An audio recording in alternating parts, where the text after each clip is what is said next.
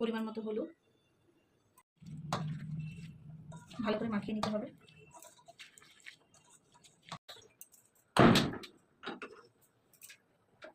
কড়াটা গরম হয়ে গেছে, এর মধ্যে এবার দিয়ে দেবো সর্ষের তেল, 2টো শুকনো লঙ্কা,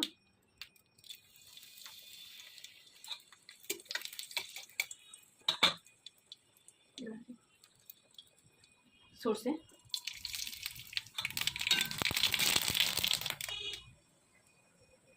দেখেন থোড় থেকে সুন্দরভাবে জলটা বেরিয়ে গেছে।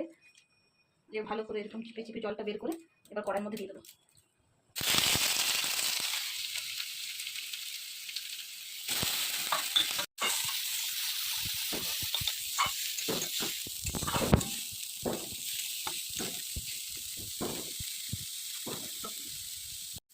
এবার একটু ভালো করে নেড়ে ছেড়ে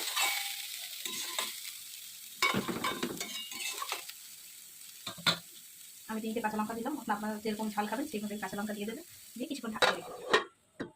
ঢাকনা খুলে রেখে হয়েছে, ভাজা হয়ে গেছে।